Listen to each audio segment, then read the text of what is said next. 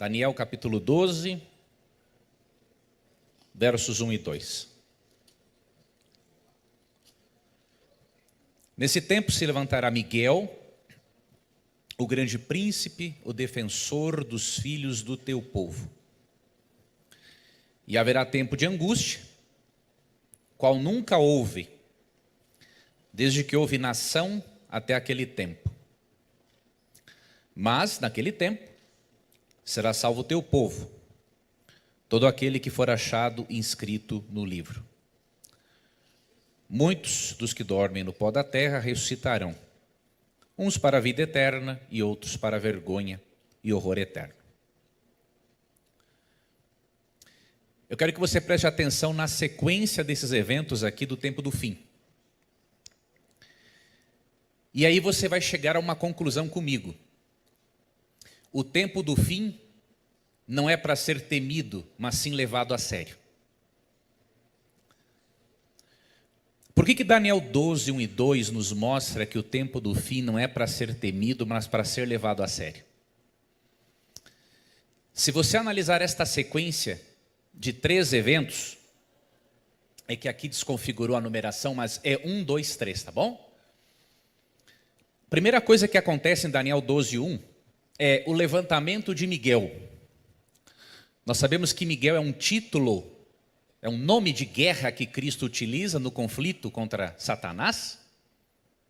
Não vou entrar nesse mérito agora, mas só para você saber que é o término, quando Miguel se levanta, ali diz respeito ao término da obra de Cristo no santuário celestial, fim do juízo pré-advento, termina o tempo de graça para a humanidade, e nesse período o evangelho obviamente foi pregado em todo o mundo. Todos terão tido a oportunidade de conhecer alguma coisa a respeito do plano de salvação. O segundo acontecimento, que seria o item número 2, ocorre um tempo de angústia. Diz que quando se levanta Miguel, ocorre um tempo de angústia, o qual nunca houve sobre a terra. É lógico, queridos, que em consequência da conclusão da obra de juízo pré-advento, e todos os casos foram decididos, não tem mais uma razão de o Espírito Santo continuar atuando nos ímpios. Cada caso foi decidido. Então, neste momento, também, o Espírito Santo é retirado. Como consequência da retirada do Espírito Santo, se você e eu achamos que o mundo é mau, nós vamos ver coisas muito piores quando isso acontecer, porque hoje o poder refreador do mal se encontra aqui. Quando ele sair, ocorre a perseguição aos cristãos, que nós lemos ali em Apocalipse 13, novamente igreja e Estado se unem, aí vem esse tempo de angústia terrível, o cristão será boicotado economicamente, como consequência, Deus vai punir os perseguidores com as 7 pragas do Apocalipse, como lemos nos capítulos 15 e 16. Então, esses 2 tópicos aqui, levantamento de Miguel e tempo de angústia, nos mostram que o tempo do fim, a angústia no tempo do fim deve ser algo levado a sério. Mas não é algo que deve trazer um pavor para você. Por quê? O que diz o item 3? O que acontece em resultado do levantamento de Miguel e depois da angústia? O que acontece? Salvação para o povo de Deus. E diz ali, no versículo 2, no verso 1, na final, na verdade, será salvo o teu povo, todo aquele que for achado escrito no livro, e muitos dos que dormem no pó da terra ressuscitarão. Então você percebe, para aquele que ama a Cristo, para aquele que é um amigo de Cristo, o tempo do fim não é um momento de medo, é um momento sim de ficar esperto. É para você levar a sério. Então tenha em mente essa sequência. Imagine aqui item 1, 2 e 3.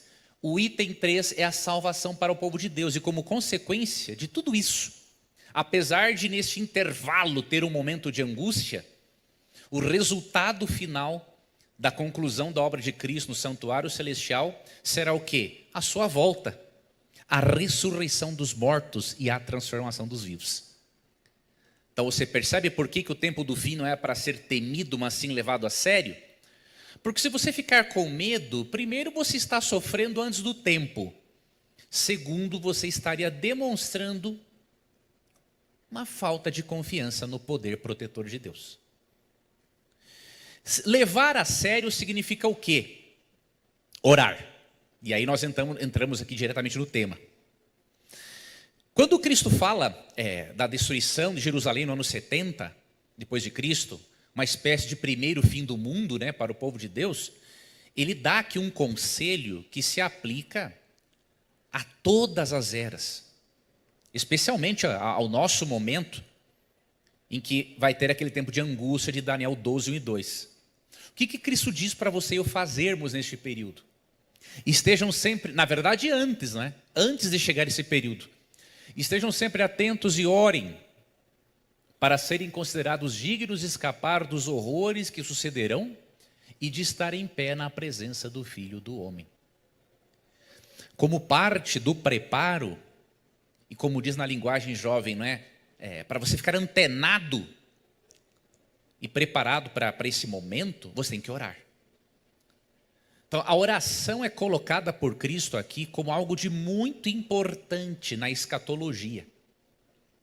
Para sobrevivermos à perseguição, ao boicote econômico, nós precisamos adquirir um preparo hoje, enquanto tudo está sobre calmaria, em comparação com o que há de vir. Eu sei que a nossa vida não é uma calmaria, temos muitas pressões internas, externas, muitas questões com as quais lidarmos, mas isso ainda, amigos, é pouco em comparação do que há de vir. E aí, Cristo coloca a oração como algo fundamental para o nosso preparo para o tempo do fim. Essa citação do livro Grande Conflito é muito interessante também. O tempo de angústia, como nunca houve, está prestes a manifestar-se sobre nós. Necessitamos de uma experiência que agora não possuímos e que muitos são demasiados indolentes para obter. Ellen White fala uma coisa aqui muito verdadeira. E eu olho isso e eu olhando para mim mesmo, eu percebo que eu tenho que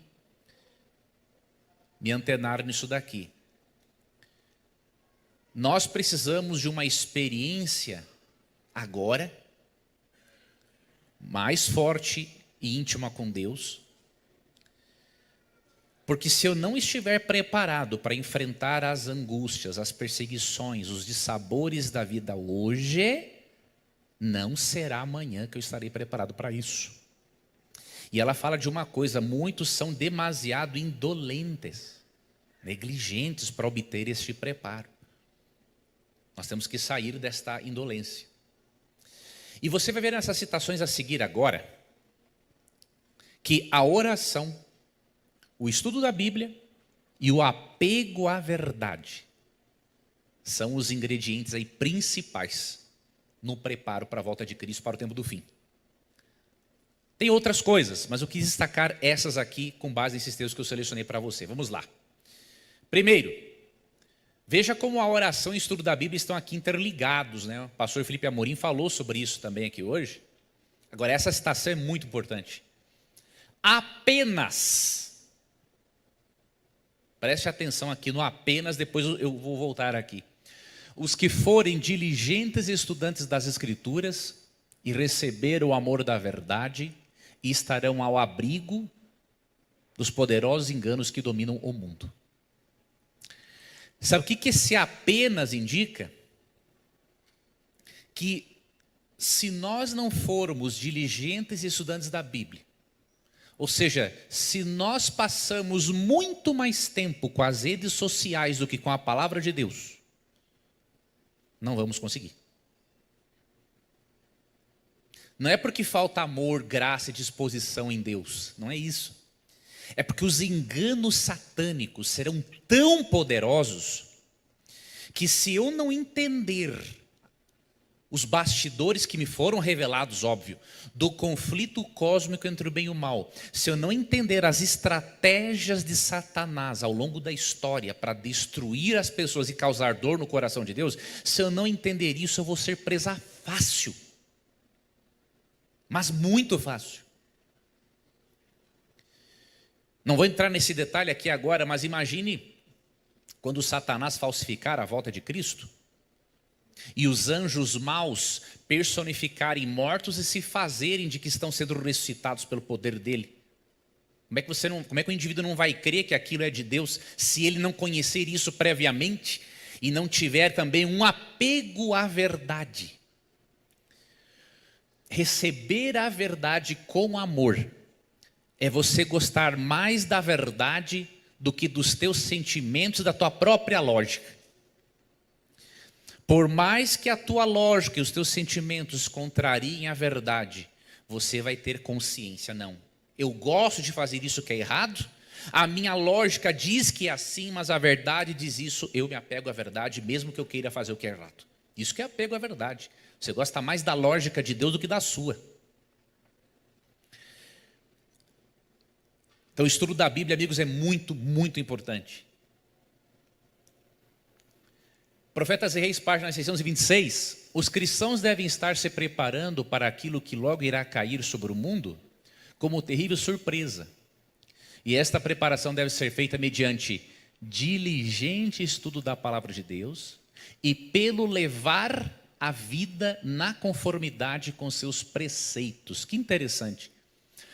O diligente estudo da Bíblia, ele é seguido, né, por uma vida em conformidade com seus preceitos, que são, obviamente, todos os mandamentos de Deus na Bíblia, em especial o Decálogo, que é o resumo de toda a lei moral de Deus que existe. Só que eu queria aqui fazer uma advertência para você importante. Essa obediência aos preceitos não é uma obediência legalista, tá? É uma obediência resultante de você ter sido justificado pela fé em Cristo. O que é uma obediência legalista? É aquela que você obedece para obter o favor de Deus. Isso está errado. Paulo usa uma expressão ali em Romanos 1,5 e Romanos 16:26, muito interessante. Eu até peço que você leia na sua Bíblia depois. Ele usa uma expressão assim, ó, obediência por fé. O que quer dizer obediência por fé? É uma obediência não para você conseguir algum mérito de Deus, mas porque você tem fé em Deus, de que Ele quer o melhor para você, e porque esta obediência é resultado de uma vida que foi justificada unicamente pela fé em Cristo. Quando você ler Apocalipse 14:12, que eu coloquei ali entre parênteses, que diz assim, aqui está a perseverança dos santos, os que guardam os mandamentos de Deus e a fé em Jesus, lembre que a guarda dos mandamentos não está dissociada da fé em Jesus. Dr. Knight, George Knight disse, né, que uma das características do povo de Deus nos últimos tempos é o equilíbrio entre fé e obras. E nós lembramos de Romanos 5,19. Lá é dito, assim como pelo pecado de um só, muitos se tornaram pecadores, pela obediência de quantos mesmo são a humanidade justificada? De um só. Muitos serão tornados justos. Então a sua obediência não justifica você perante Deus.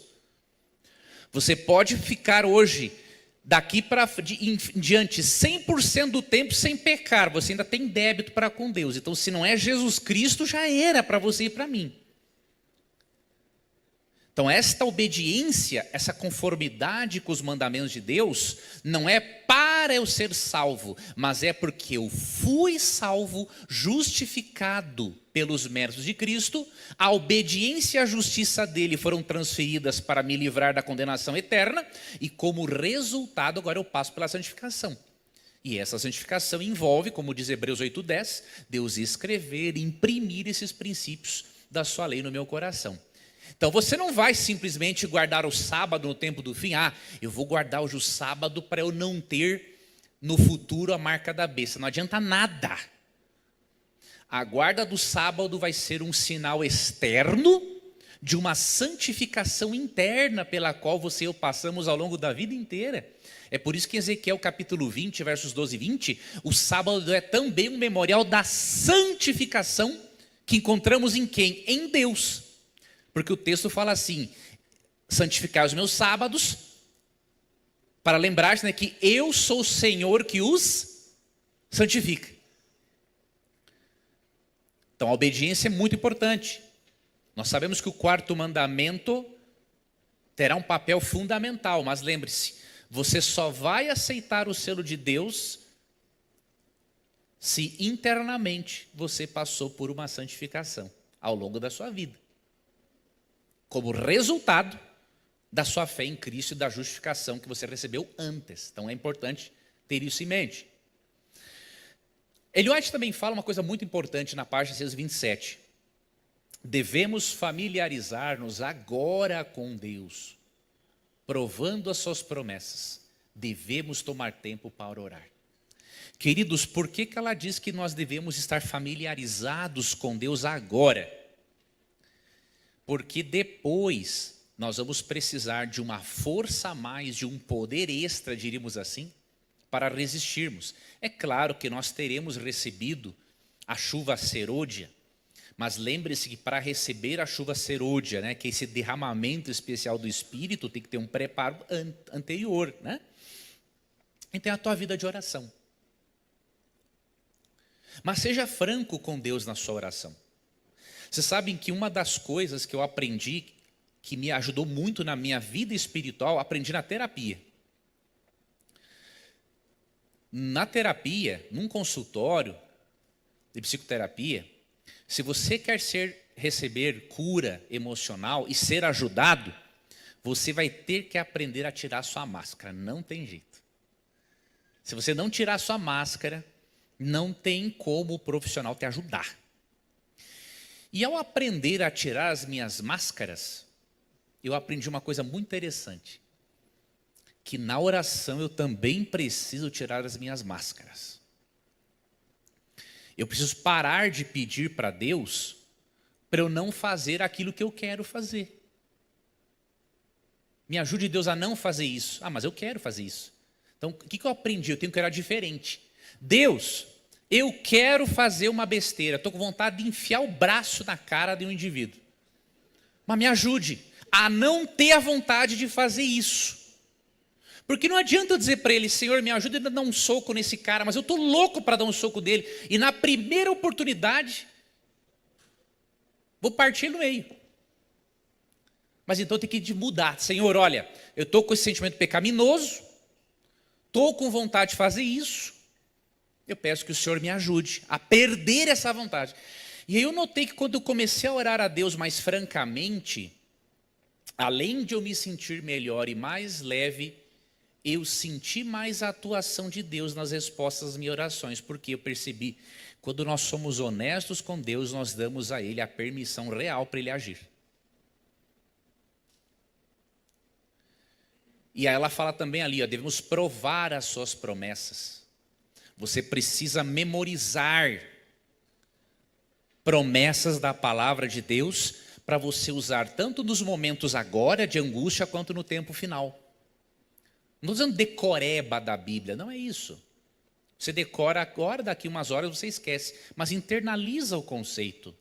Se não lembrar onde está, não tem problema, mas lembra que a promessa está lá na Bíblia. Internaliza, memoriza, para você citar para você mesmo, nos momentos de provação, de tristeza, de angústia, e aí você vai perceber que a palavra de Deus é muito poderosa. Só de você recitar certas promessas bíblicas para você, você já vê que alguma coisa muda no seu estado de espírito e na sua vida. Deveríamos, portanto, estar nos aproximando mais e mais do Senhor. De quem será que nós estamos, amigos, nos aproximando mais e mais hoje? Do Senhor ou de qualquer outra coisa que não seja o Senhor? E aí continua. E achar-nos fervorosamente à procura daquela preparação necessária para nos habilitar e estar em pé na batalha do dia do Senhor. Eu tenho que buscar esta preparação para a crise final de qualquer jeito ou fervorosamente? O que vocês entenderam ali? Fervorosamente, com vontade. Porque não é uma coisa natural, amigos, a nossa tendência realmente é gostar daquilo que não é espiritual. Mas o Espírito Santo Ele implanta em nós uma nova natureza, né? Como lemos em João 3. E 2 Coríntios 5,17 diz, né? Quem está em Cristo é uma nova criatura. Então há um implantar de uma nova natureza. Agora, depende de você alimentá-la e eu também alimentá-la. E oração, estudo diligente da Bíblia, busca fervorosa por este preparo, são coisas que nos alimentam. Tá? Então, finalizando, o nível de preparo para o tempo do fim, queridos, será proporcional ao tempo que você e eu dedicamos em nossa busca por Deus, ao estudo da Bíblia e à oração nos dias de hoje. Não vai dar para eu deixar para o último momento. Se eu deixar para o último momento, é bem provável que não dê tempo de fazer mais nada em meu favor. Então tem que ser isso hoje. O nível de preparo será proporcional ao seu preparo hoje. E eu pego essa citação aqui do pastor Manuel Pereira de Andrade, pai do Milton Andrade, que foi do quarteto Arautos do Rei. Ele tem um livro muito bom, Escatologia, um estudo sobre os sinais dos últimos dias. Através da oração, a igreja estará adquirindo força para suportar a crise que se aproxima. E essa força moverá a mão do Onipotente em seu favor para sustentá-la, ampará-la e salvá-la. Todos os recursos, amigos, da onipotência estão à nossa disposição se nós orarmos. Impressionante, mas é assim que funciona. E através da oração nós adquirimos força para suportar o que se aproxima, e Deus, com a sua mão, vai sustentar os seus filhos, ampará-los e salvá-los. Você só tem a temer o futuro se no presente você não é amigo de Cristo. E aí eu dou um outro e último texto para você ver que você tem que sim levar a sério o tempo do fim, mas não ver em pânico por causa dele. Por quê? Você tem que ter segurança da sua salvação em Cristo. O que Cristo promete em João 10, 27 a 29? Para os seus seguidores, todas as épocas. Não interessa se foi antes, durante ou depois da perseguição.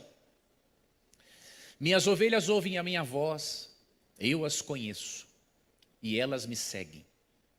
Eu lhes dou a vida eterna e elas nunca morrerão. Fala da segunda morte aqui, né?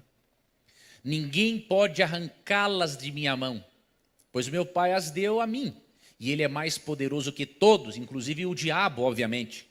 Ninguém pode arrancá-las da mão do meu Pai. É por isso que Cristo falou em Lucas 21, 19 o seguinte: é na vossa perseverança que ganhareis a vossa alma. Se você não desistir de Jesus, preste bem atenção nisso aqui. Se você não desistir de Cristo, se você não sair do aprisco dele, o diabo não pode tirar a sua salvação. Não pode, não tem conversa. Ou você acha que o diabo é mais poderoso que Deus? Seria ridículo, né, pensarmos uma coisa dessa. Se você permanecer em Cristo, se você permanecer ligado à videira, o diabo não pode cortar você de lá. Mas há um porém. Se. Deixo uma tarefa para você, lê em casa Apocalipse 7, 9 a 17. Veja a vitória dos 144 mil, que é o grupo de justos que estará vivo por ocasião da volta de Cristo. Veja o que vai acontecer por eles perseverarem. Os versos 13 e 14, por exemplo, dizem, né, que os 144 mil vieram de uma grande tribulação, ou seja, vieram de um momento difícil. Não foi brincadeira. Sabe, mas eles tiveram a vitória com base nisso aqui, ó. Versículo 14. São esses os que vêm da grande tribulação, lavaram suas vestiduras e as alvejaram no sangue do Cordeiro. Olhe para Jesus e você não verá como se perder. Agora, se você olhar para você, você não vai ver como se salvar. Olhe para ele. Verso 15, razão, porque se acham diante do trono de Deus e o servem de dia e de noite no seu santuário. Verso 16, jamais terão fome, nunca mais terão sede, não cairá sobre eles o sol nem ardor algum. Pois o cordeiro que se encontra no meio do trono os apacentará e os guiará para as fontes da água da vida. E Deus lhes enxugará dos olhos toda a lágrima. Eu almejo esse dia, meus amigos, quando nós nunca mais vamos ter nem mesmo medo ou receio de perdermos até mesmo um animalzinho doméstico. Quanto mais termos medo e receio de perdermos as pessoas que amam. Não fique de fora deste grupo. Seja justificado pela fé em Cristo, mas permita que o Espírito santifique a sua vida. Permita que Ele imprima os princípios amorosos de Deus no seu coração. Tenha uma relação correta para com a lei dEle, como aprendemos em Apocalipse 14, 12. E ore. Tire as suas máscaras diante de Deus. E você vai dar autorização para Ele fazer grandes milagres maiores na sua vida. Que Deus te abençoe. Um ótimo restante culto. E que a certeza daquele mesmo poder que capacitou todos os perseguidos ao longo da história, até mesmo os mártires, tenha certeza que esse poder vai capacitar você também. É só você não desistir de Cristo. Em Cristo a sua vitória é mais do que garantida. Deus te abençoe.